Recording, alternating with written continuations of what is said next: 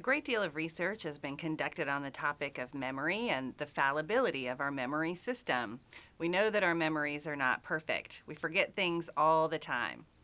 Research on human memory can be applied to the topic of eyewitness testimony and can be used to improve ultimately interrogation or interview techniques when someone has witnessed a crime in order to preserve the evidence, which in this case is someone's memory of an event. It's important to remember that our memory system does not objectively record facts and events. Rather, memory often includes biases and distortions. People tend to make poor eyewitnesses because human memory is better for broad outlines than it is for details, like the color of someone's shirt or the shape of their nose. Dr. Loftus and her colleagues have amassed a body of research on these related topics and have made many important discoveries. One is related to a concept called the misinformation effect, which is that after exposure to subtle misinformation, many people misremember aspects of the original situation. In one experiment, Loftus showed subjects a 3-minute video clip. It was taken from the movie Diary of a Student Revolution. In this clip, 8 demonstrators run into a classroom and eventually leave after interrupting the professor's lecture in a noisy confrontation.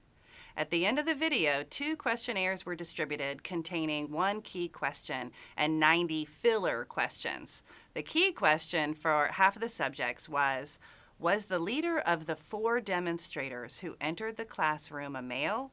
The other half were asked, was the leader of the 12 demonstrators who entered the classroom a male? Both groups were given false information about the number of demonstrators. 1 week later, a new set of questions was given to all subjects in which the key question was, how many demonstrators did you see entering the classroom? Subjects who were previously asked the question incorrectly, giving the number as 4, stated on average their recall was 6.4 people, while those who read the question incorrectly, giving the number as 12, recalled an average of 8.9 people. The number 12 served as an anchor to increase the average recall, and the number 4 served as an anchor to lower that group's average recall. Loftus concluded that subjects were trying to compromise the memory of what they had actually seen, 8 demonstrators, with later information. This demonstrates the misinformation effect, which is that misleading information presented after the event can affect memory accuracy for the event. In experiments where researchers manipulated a single word, such as hit versus smash, it led to significant differences in eyewitness reports of how fast cars were traveling when an accident occurred. Research by Dr. Loftus and others also indicate that false memories can be implanted in some people.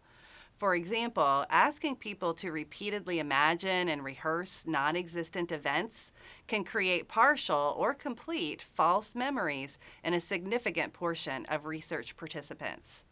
Loftus interviewed participants about their past and also interviewed their parents or family members.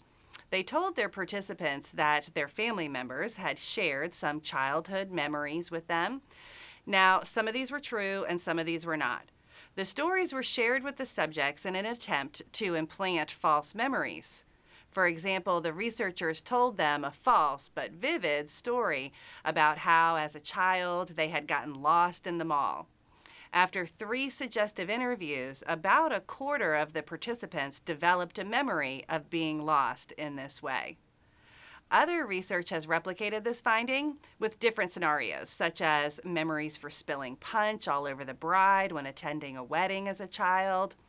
Other research implanted memories of events such as being viciously attacked by a dog as a child. So this research finds that using techniques such as guided imagination, where you ask a person to imagine something happened to them, it can create false memories in some people. Loftus proposes that as people recount an experience, they fill in their memory gaps with plausible guesses. These false memories can be nearly impossible to distinguish from true memories once implanted in a person, and a person may be convinced that something happened to them as a child that never did.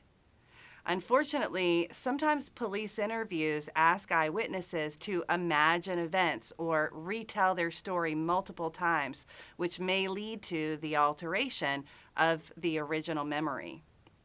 Research finds that neither the sincerity nor the longevity of a memory signifies that it is real. In other words, the most confident and consistent eyewitnesses are often not the most accurate. There is little or no relationship between a person's confidence and the accuracy of the memory, indicating the importance of corroborating eyewitness testimony with physical evidence whenever possible. Check it against the facts. It also was a common practice in the 90s for therapists to believe that survivors of sexual abuse often repress their memories of that abuse. Although this is not the current perspective, there is little evidence to suggest that people who endured abuse as children typically repress those memories. Still, some therapists engage in techniques like guided imagination, telling a client, "You don't remember being abused, but imagine for a moment that you were abused. Who might have done that to you?" It might inadvertently implant false memories of abuse that never happened. Remember that memories recovered under guided imagination techniques, hypnosis, or drugs are especially unreliable, as are memory of things happening before the age of 3. Traumatic experiences are usually vividly remembered and not banished into an inaccessible, unconscious realm. Memories are not stored as exact copies, and they certainly are not retrieved as such. Rather, we construct our memories using both stored and new information.